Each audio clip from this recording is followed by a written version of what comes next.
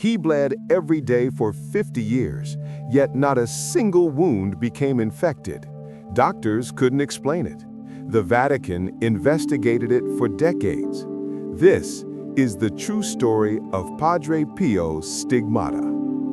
Padre Pio of Pietrelcina, born Francesco Forgione in 1887, was a humble Capuchin friar from a small Italian village.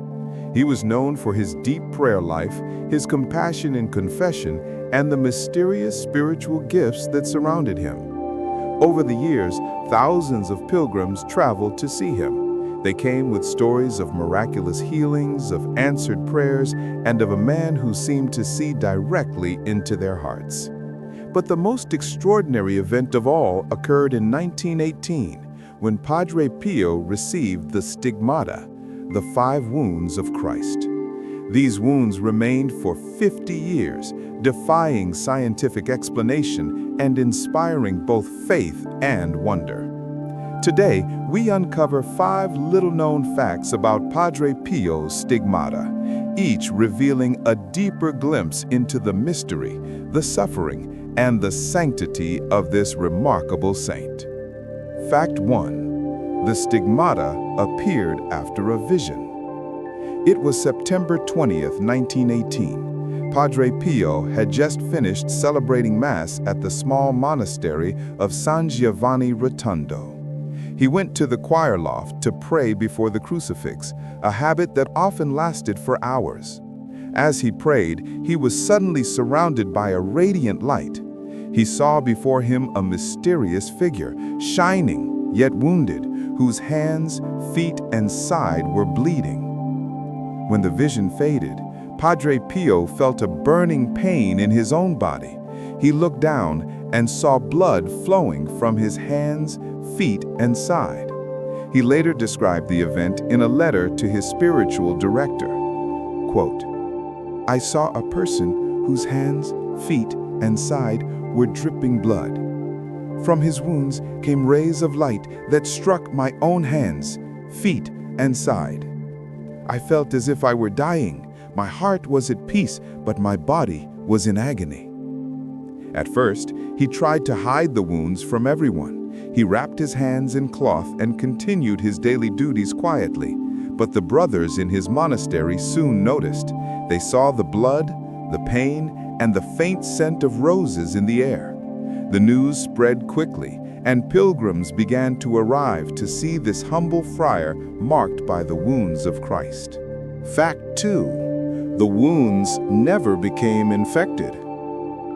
For 50 years, Padre Pio's wounds bled daily, yet they never became infected. This alone amazed and confounded doctors who examined him. One of the first to study him was Dr. Luigi Romanelli, chief physician of the hospital in Barletta. After examining Padre Pio, he wrote, "They are real wounds, not superficial. They are perfectly clean and free from infection. They bleed continuously, yet the tissue remains healthy."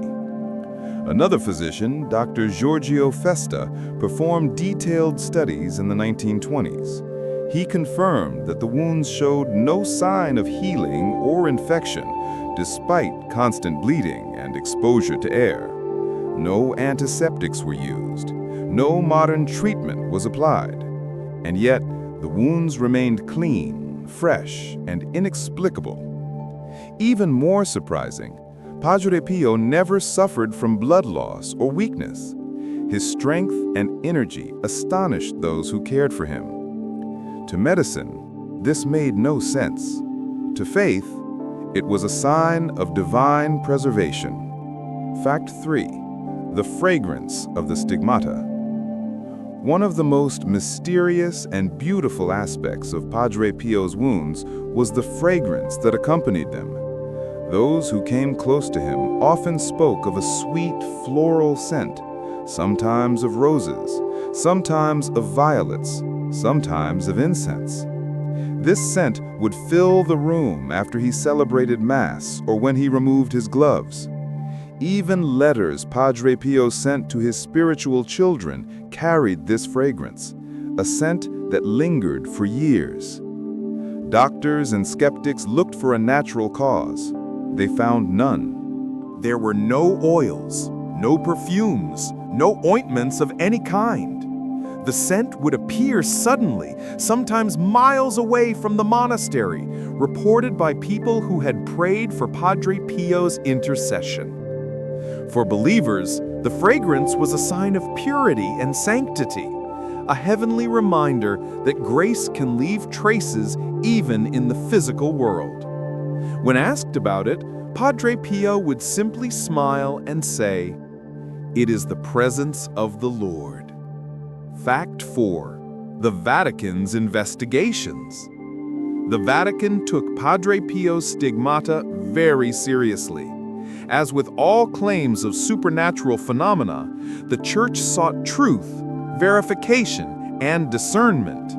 From 1920 onward, several commissions and medical experts were sent to investigate. Some were devout believers, others were determined skeptics. Dr. Amico Bignami, one of the early examiners, initially believed the wounds could be self-inflicted, but after closer examination, that theory was abandoned.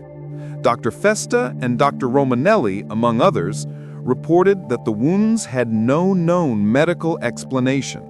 They bleed, yet they do not heal. They're unlike anything known to medicine.